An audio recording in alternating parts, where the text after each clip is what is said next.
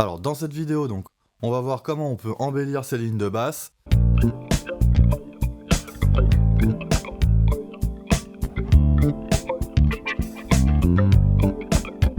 Donc dans un premier temps, je vais me concentrer sur mes cibles. Le premier accord, ça va être si bémol que je vais trouver ici en case 6, corde de mi. Donc une fois que j'ai mes cibles, je vais utiliser donc ma rythmique.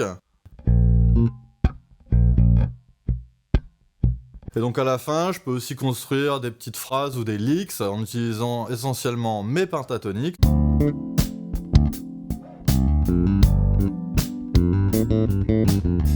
Alors dans cette vidéo donc, on va voir comment on peut embellir ces lignes de basse en utilisant le morceau de Daft Punk, Something About Us.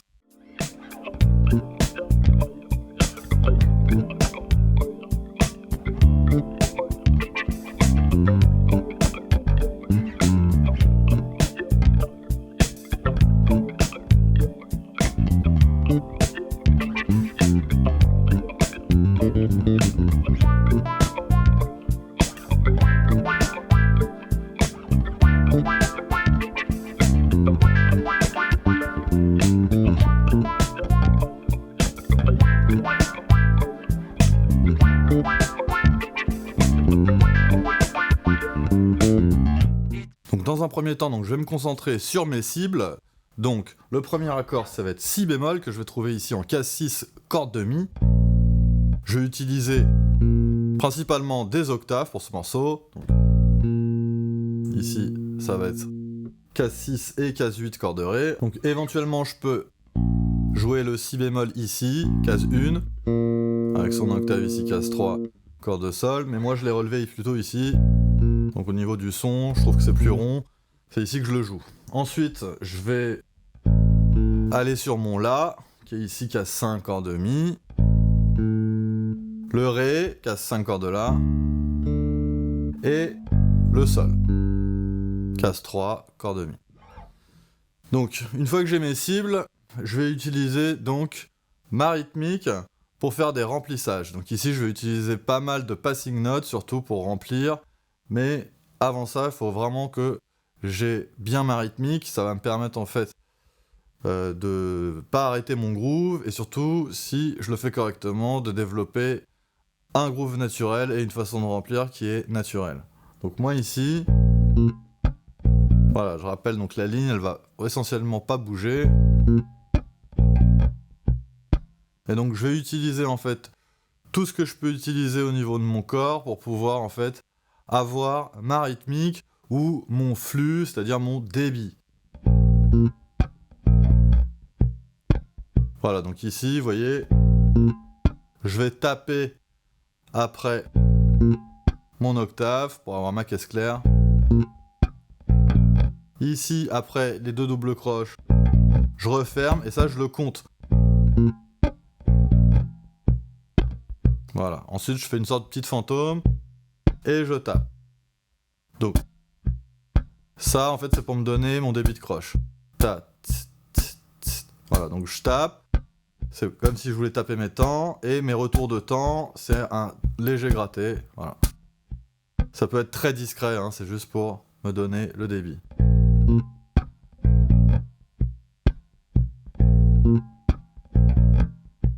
Si ça fait trop, je peux juste taper.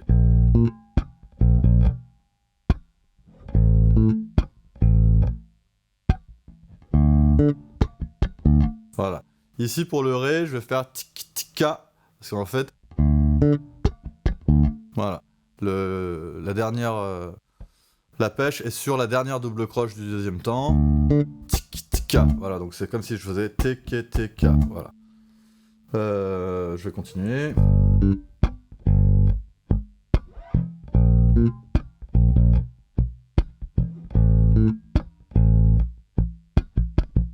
Voilà, si je veux accélérer, sur mon dernier temps, je vais faire des tic-tic-ka. Donc, ça va se matérialiser comme ça. Tek-tek-ka. Je tape et je gratte légèrement.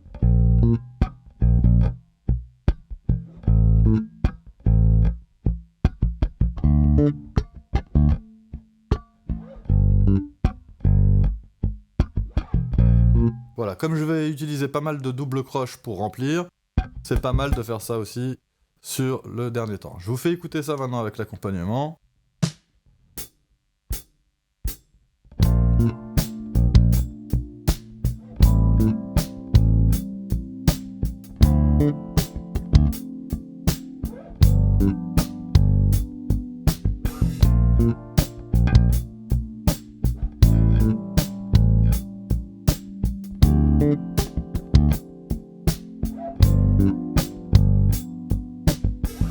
Voilà, donc ça c'est ma rythmique. Maintenant pour remplir, je vais utiliser pas mal soit la croche à la fin du quatrième temps, soit des doubles croches. Donc ça va faire ta-ra ou ta-kata.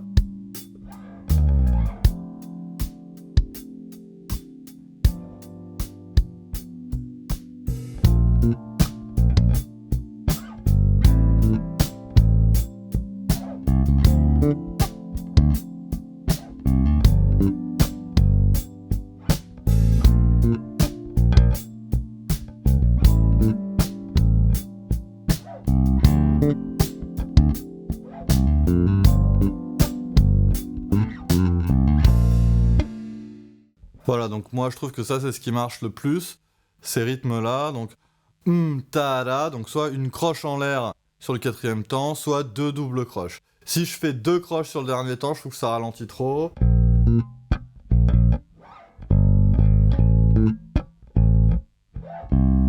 Voilà, ça je trouve que ça ne marche pas vraiment. Mais par contre...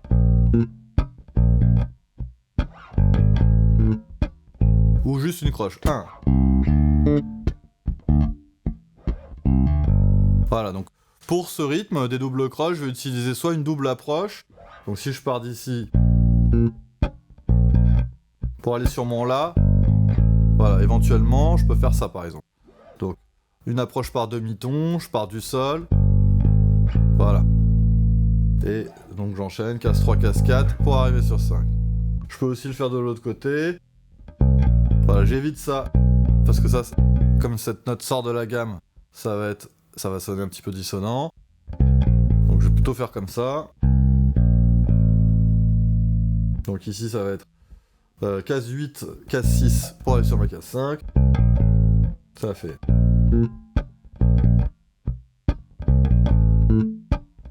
Pour le Ré, pareil. Ou ensuite mon Sol. Là je peux utiliser la quinte. Je fais un petit effet de hammer en passant par la carte. Ou je peux faire pareil en dessous. En m'appuyant sur la septième et l'octave.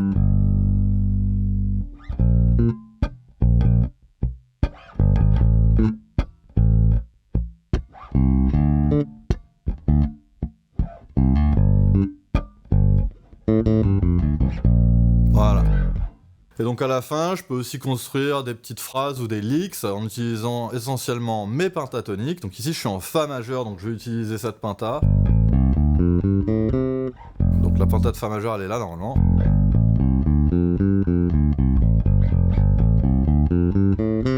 Mais ici, ça fait penta 2, donc c'est comme les modes. La penta qui part de sa deuxième note. Et je la retrouve comme ça en position étendue jusqu'ici.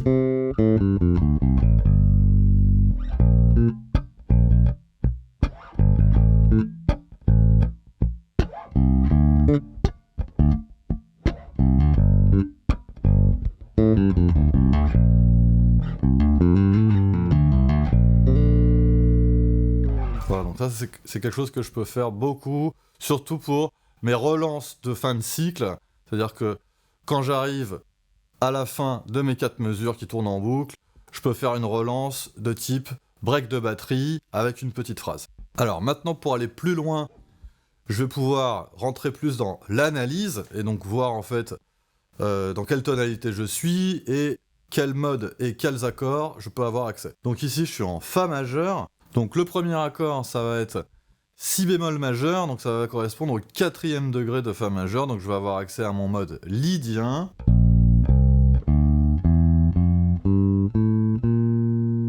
Et l'arpège, donc Si bémol majeur 7. Ensuite, je vais avoir le La, donc le La c'est le troisième degré, La mineur, donc La phrygien, pardon, et La mineur 7. Ensuite le Ré. Le Ré c'est mineur 7, donc ça correspond aussi au sixième degré.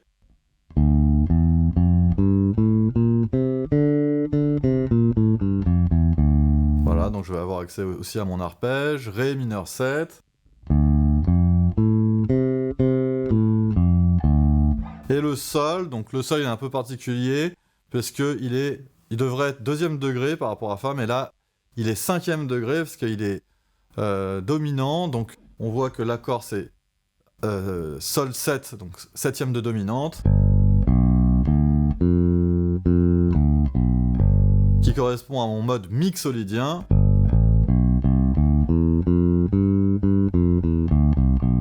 Donc là je retourne en Do à partir de là, donc ça module, et Do c'est une tonalité voisine par rapport à la tonalité de Fa. Alors il y a également une petite subtilité sur la deuxième fois, donc la première grille en fait c'est ce que je viens d'expliquer, et la deuxième grille, quand on arrive sur le La, donc la deuxième fois, le La devient septième de dominante. Donc ici c'est comme si on voulait moduler en Ré majeur. Normalement on devrait avoir le mode mixolydien. Moi j'entends pas vraiment ça, je trouve que ça marche pas vraiment, j'entends plutôt un mixolydien bémol 6 qui correspond en fait au cinquième degré de Ré mineur mélodique.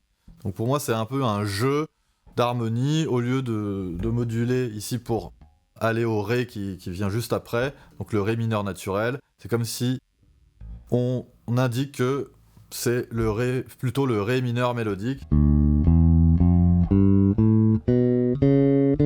Voilà.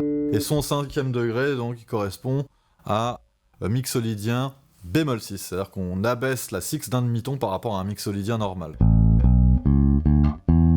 Voilà, donc c'est ici. Au lieu d'avoir... on va voir. Voilà. Donc ça c'est une petite subtilité, c'est un petit peu compliqué. Mais bon, ça nous concerne pas plus que ça, puisque de toute façon, nous, on va surtout remplir entre les cibles pour faire des passing notes. C'est ça essentiellement qui va marcher pour ce morceau. Mais c'est quand même une petite précision à indiquer. Donc maintenant, si vous voulez mettre ces modes en perspective, je vous invite toujours à les jouer ainsi que les arpèges en vous aidant de l'accompagnement. Ça va vous permettre en fait de conditionner l'oreille. Donc je vais vous faire écouter ce que ça donne. Je vais commencer avec les modes en croche et je ferai les arpèges en noir.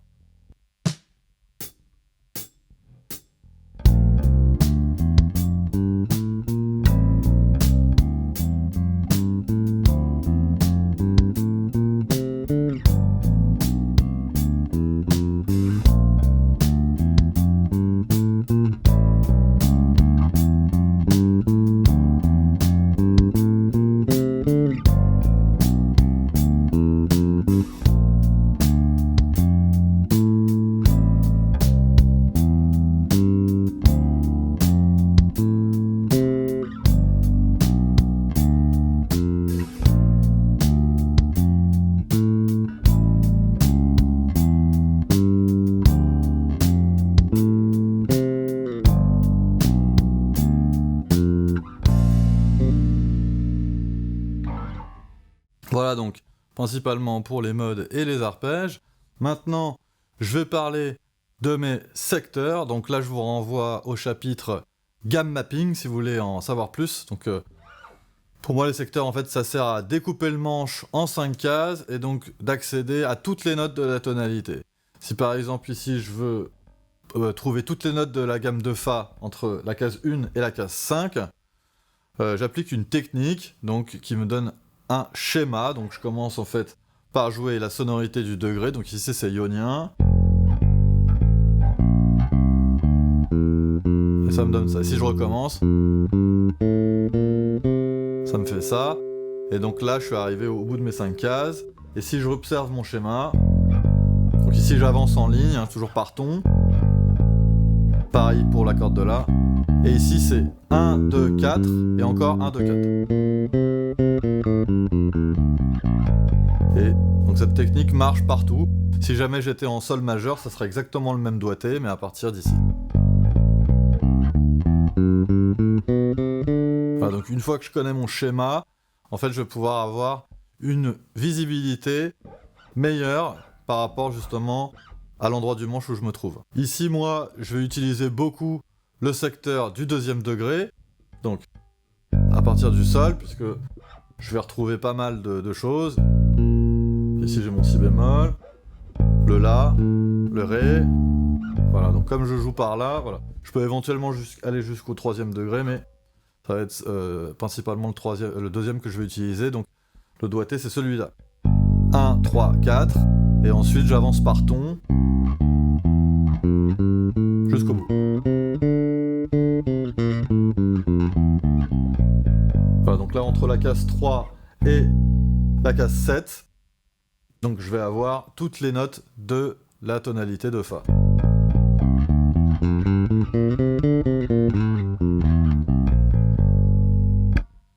Si je rentre un peu plus loin dans l'analyse, ici je vais avoir mon si bémol, donc l'arpège. Là je vous renvoie au chapitre des arpèges pour avoir en fait toutes les façons de faire un arpège majeur, donc toutes les positions ou un arpège mineur, etc. Donc ici, si je veux rester dans ce secteur, je vais utiliser cette position d'arpège pour le si bémol, le La, je l'ai aussi, le Ré, et le Sol, où là le Sol c'est un peu particulier parce que il module. Donc à partir du Sol en fait, donc, voilà, je vais pouvoir le faire également comme ça, mais il faut juste que je sache que je change de secteur, puisque là c'est le secteur du 5e degré mixolydien. Je vais faire comme ceci, donc j'avance par ton sur les 3 premières cordes, sauf à la fin, 1, 2, 4. À partir de la case 4. Voilà. Donc c'est la petite subtilité quand j'arrive sur mon sol. Et voilà, l'avantage de jouer dans mon secteur, c'est qu'en fait, j'ai pas à trop bouger et je vois mes accès.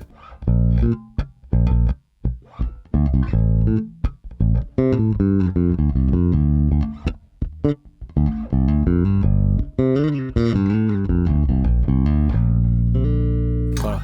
Donc là, je vous joue un peu n'importe quoi pour vous montrer en fait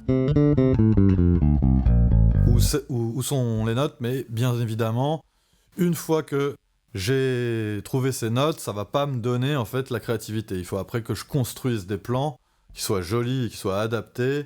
En fait là c'est un peu comme si j'avais mes pièces de Lego et ensuite je dois construire des formes avec, en respectant les règles de la basse et les règles du remplissage.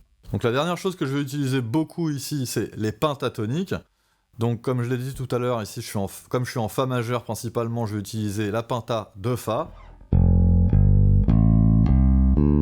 que je vais retrouver ici, donc case 1, case 3, corde à vide, ensuite le Do, avec mon petit doigt, encore corde à vide, voilà. Et la case 3, corde de Ré, c'est pas pratique du tout de la prendre comme ça.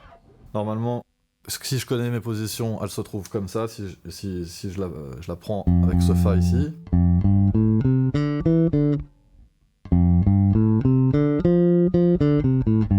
Donc ici, je vais plutôt la prendre en avançant. Voilà, qui revient. Sauf que là, je vois mes notes. Et donc ici, ça correspond bien à la penta 2, c'est-à-dire le mode 2 de la penta majeure de Fa. Quand je commence sur ce sol.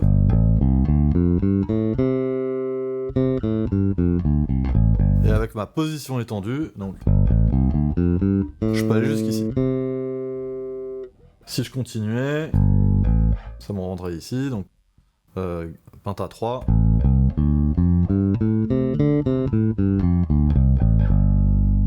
Je vous renvoie au chapitre des pentatoniques, hein, si vous voulez en savoir plus. Et ensuite, je peux traverser. Donc.